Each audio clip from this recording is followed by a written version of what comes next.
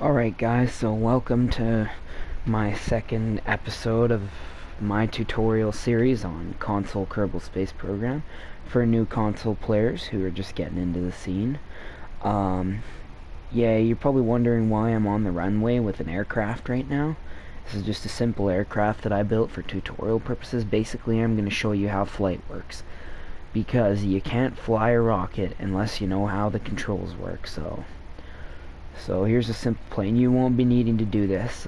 You won't be needing to go in there and build a plane. I'm just doing this for demonstration purposes. If you press square, you hit the brakes. Brakes, yeah, basically to slow you down. Only really useful on planes, because, you know, you have to slow down once you've landed. But it's good to go over because I can press the brakes to stop it from rolling down the runway slowly. If you press triangle, you have your default actions. Toggle your brakes here. You can abort your mission. If you have like a parachute or whatever, that'll activate and abort the mission, and yada yada yada. This is the gear, the landing gear. I'm pretty sure there's a button on the controller that you can press to retract and extend it, but I haven't figured out what it is. This is lights, you know, to turn on all the lights on your ship. There's a special action group for that. I'll go over these custom actions later. I'll go over this later as well, RCS. Mainly you want to know what SAS is. Now every ship has this. It's a stability assist system. If you go down in here, you know, you can choose. Don't worry about any of this stuff, I'll explain it in a bit, but go down here and you can toggle it, and basically what this will do is it'll keep your vehicle on a specific course. If you let go of the controls, no matter what you do, your vehicle will stay level and straight. That is really useful. Make sure that's turned on most, if not all the time, unless you are an advanced player who doesn't need the help and wants to make specific maneuvers. Here's your UI mode. You have your staging mode, your docking mode, which don't worry about that right now, that's later. And your map. If you press this, ba-boom, you got your orbit map. This is really useful for when you want to see something that I'll explain later on. So make sure you keep in mind how to get to the orbital map. Let's toggle our cursor. You press down on the left joystick. If you press it down, L3 I think it's called, you get control of your cursor, right? And you can toggle stuff again. So that'll bring us back to our vehicle. And you'll notice now I have no control over my vehicle because my cursor is out. Press the L3 button again and you get control back of your vehicle. Yeah. Down, of course, down is pitch up. Up is pitch down. This is on the left joystick. And then left and right are yaw left and right, and R2 and L2 are roll left and right. That's useful for air. That's definitely useful for spacecraft too. So it's valid. To move the camera around, you use the left or the right joystick to move the camera around. If you press the central button, you can turn off and on the UI. Time warp and everything. Here in the corner is time warp, so you can turn it on and off. If it's for long space missions where you don't want to wait, because everything in this game is real time. You just kind of activate manually by, you know, enabling your cursor. The directional buttons do different stuff depending on the vehicle. L1 and R1 are basically side functions that you don't need to worry about right now. X is to activate your current staging. This is the important one. Circle again does circle, if you want to toggle SAS on and off right away without having to go into that menu, you can also just press circle to toggle it on and off on the fly.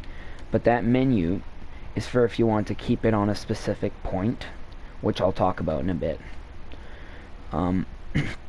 So let's get this started. I'm gonna turn the brakes off, and I'm gonna press X to activate the first engine here. You press up on the directional buttons to throttle up, down on the directional buttons to throttle down. So I'm gonna throttle all the way up by pressing up on the directional buttons. and I'm just going to pull up to get up into the air. Alright, we're up. Now I'm going to enable my cursor to toggle the gear action group and bring up the landing gear, and then I'm going to bring control back to my aircraft. I'm going to roll to the left, and I'm going to just demonstrate a few maneuvers I can pull with the plane before we land again.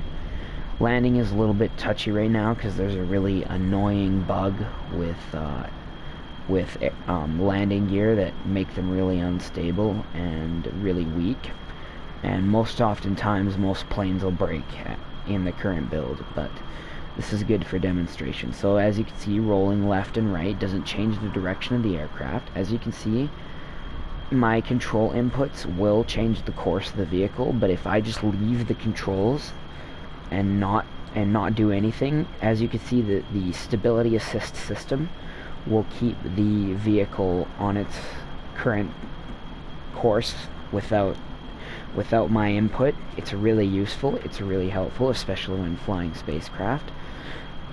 I'm going to throttle down a little bit because I'm going a bit too fast. You know, and then, you know, the rest is just simple stuff, up and down, you know, yawing left and right. This is mostly to use, yawing is mostly to use when you're on the ground.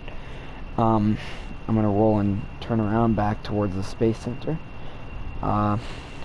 Okay, now I'm going to talk about the nav ball itself. So as you can see on the nav ball, you have, right now my bearing on the nav ball is 45 degrees. That would be sort of a near polar orbit, you know. 90 degrees is a perfect equatorial orbit. As you can see, I'm pointing 90 degrees on the nav ball perfectly, and that means my vehicle will be sailing perfectly along the equatorial line. It just goes around, and you have a 360 degree nav ball basically. And you can see and if you look down at your nav ball, you can see your bearing, and it just changes whenever you make a directional input. I'm gonna throttle up again because I'm losing power. When you turn, you lose power to your engines, but that's mainly only in aircraft. 'Tis working though, great. The yaw is kind of screwing things up though. So yeah, you know, you can see your elevation. You know, if you're in the brown, it means you're going down. If you're in the blue, it means you're going up. And there's a line that marks the horizon line where you just stay on that line if you don't want your altitude to increase or decrease by very much anyway, because you can't quite perfectly get it to stay at one altitude. You have to keep adjusting. Now that I've gone over that, you know, you're bearing on the nav ball, there's some markers, and I'm going to show you those right now by going into the UI menu, or no, sorry, the SAS menu. Prograde, orbit prograde, is basically forward. It's the direction you are currently moving and how fast you are moving in that direction.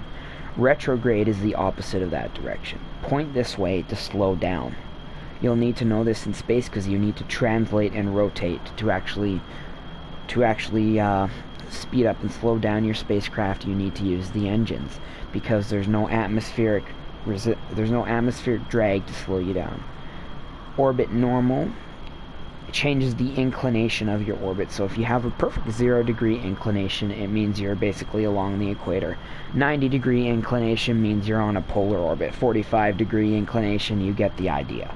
There's orbital inclinations, and then the anti-normal is basically normal is increasing the angle, anti-normal is decreasing the angle, and it goes both ways. You can tilt your orbit into a 45 degree anti-normal orbit or a 45 degree normal orbit, basically just changing the orbital inclination. Orbit radial in and out is pushing your orbit outwards and inwards. So how do I explain it? It's like a hula hoop moving around an object, right? Except the hula hoop never touches the object. You can kind of shift your orbit so that one side is going, you know, so that one side is going super way up there to a high altitude, and then the other side is going to a really low altitude without changing your speed, I guess you could say. And then this icon is for your maneuver node. So if you place a maneuver node on your orbit, which I'll go over later, then you can kind of hit that to have your ship go towards that maneuver node. And then you have your target away from and target towards. Pretty simple. Set something as a target in the map. Going to demonstrate that now by doing it. Go to our orbit map here. So say I wanted to set the moon as a target. First I'd enable my cursor, I'd click on the moon, and I'd click set as target. And then on my nav ball, as you can see, there's my target towards vector. It's a pink vector. And then there's a target away from vector. I'm going to go into my UI and show you that again. Oops, turn off RCS. Oops. As you can see, I am sorry, I was completely mistaken. This is the maneuver node icon. This is anti-target and target. Towards target, away from target. Towards target, away from target, and you can set pretty much any vessel or planet as a target. However, you don't generally burn towards target or away from target when you're trying to reach another planet. However, you will use those when docking with another spaceship, which is highly advanced and for later. So now that I've gone over everything, I'm going to end this video off here and go and try to land this plane, which is going to be a difficult task unto itself because of how stupid a landing gear is right now. I'll see you guys when we actually launch that spaceship we built into orbit. Do not go and make a plane. I was using the plane for demonstration purposes. You're not ready to make a plane yet.